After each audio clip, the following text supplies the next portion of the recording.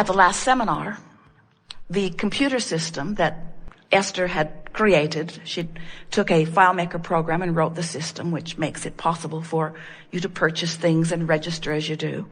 And in the middle of the seminar, that computer that Esther set up in 2005 said, "I'm ready to reemerge into non-physical."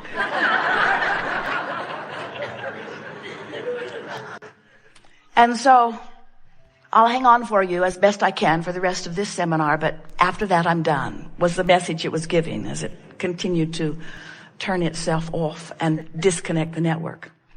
And so after the seminar, Esther took another computer, and with the help of her computer genius back home, she set the system up again. But this morning, she was expecting a 7 o'clock phone call from Jeannie to let her know that all was well. Even though she didn't feel that it wasn't, she wanted to hear that it was. But the phone call didn't come because there is no telephone reception here. Esther carries every cell phone system known to man, and all of them said no service. So Esther's standing on the chair, hanging out the window, reaching for a bar. Maybe if I can get taller, I can get a bar. And she managed to get a signal off to Jeannie, and Jeannie said, "I left you a message," and then the phone cut out. But Esther could tell by the tone of Jeannie's calm voice that all was well, so Esther looked at her phones, and there were no messages on any phones. And then about an hour later, her phone went, and she looked, and there was the message that had come in at 7:01. So even though the message had been transmitted by a very well-meaning transmitter, it had not been received because there was no vibrational frequency equivalent. In other words, there are all kinds of things that from your place of sifting and sorting, you launch your rockets. You launch your rockets, and they are received, and they are held there for you in the cell phone service in the sky until you get within range. And when you get within range, you'll get your message. But it's up to you to get within range, you see. Because it does not matter how well the signal has been transmitted.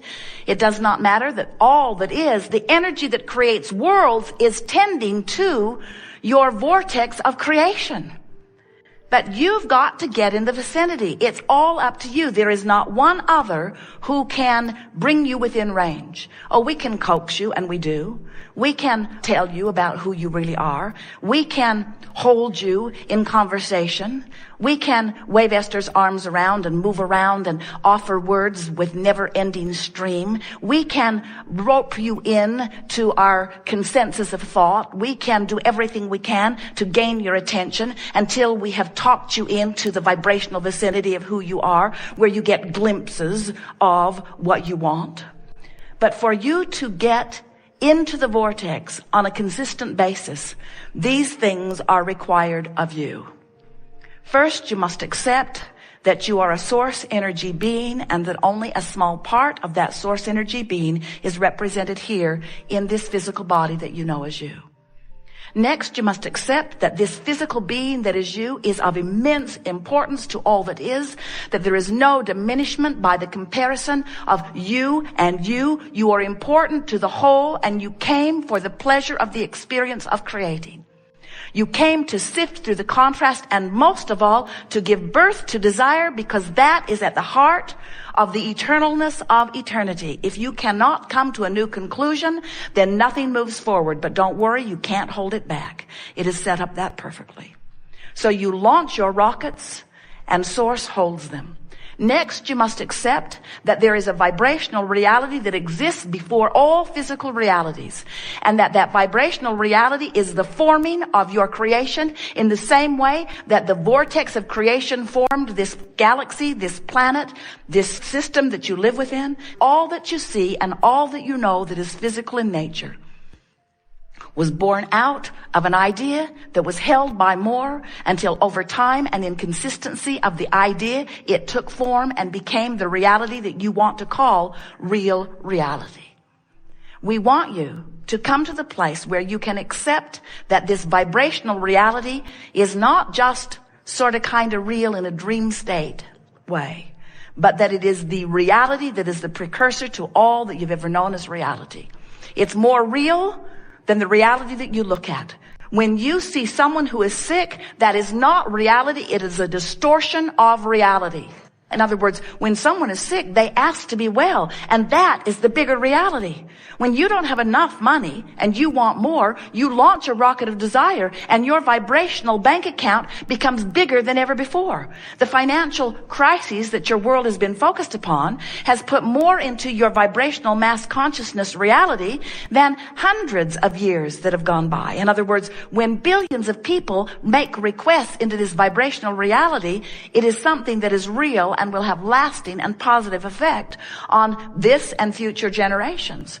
But in order for you to know it in your now, you've got to find a way of closing the gap.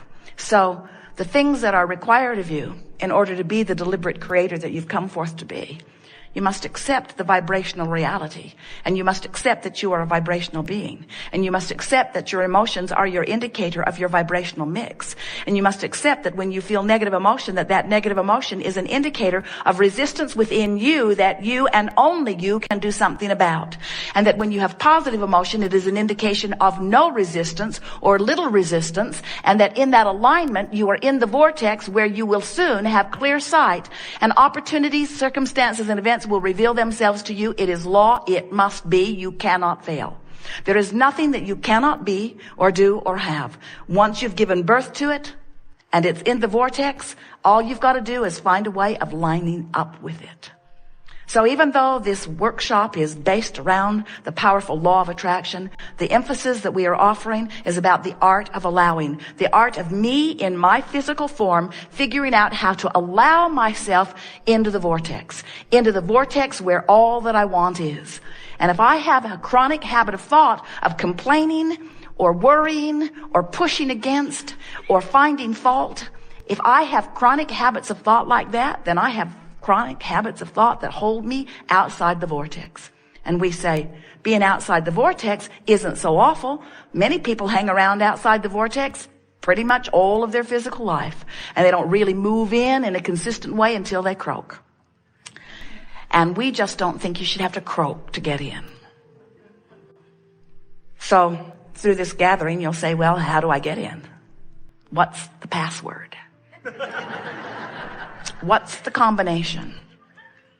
And we say, well, since it's your unique vortex, and since you have put everything into it, then you'll be able to feel your resonance or not with it. That's really the key. The key to getting in the vortex is recognizing that the better you feel, the closer you are. And the more often the better you feel, then the more often you're inside. So here's this vortex. Do you accept it? Here's this vortex spinning, and let's say that you are feeling some despair. You are pretty far from the vortex.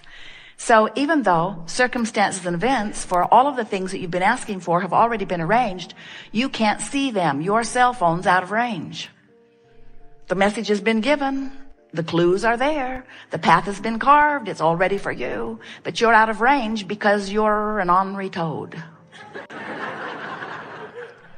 And you say, with good reason, this happened, and this happened, and this happened, and this happened, and this happened, and this happened. And we say, we didn't say that you're not justified in your negative emotion, but we will never say that your negative emotion, no matter what its reason, is justified. In other words, you're justified in the sense that you didn't make it up.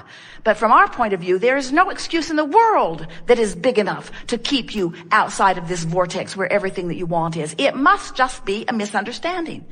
We do not think that you would deliberately hold yourself away from who you are, from all you are, and from all you want. You must just be doing it because you don't know any better, or because you've got habits of thought that are a little hard to break.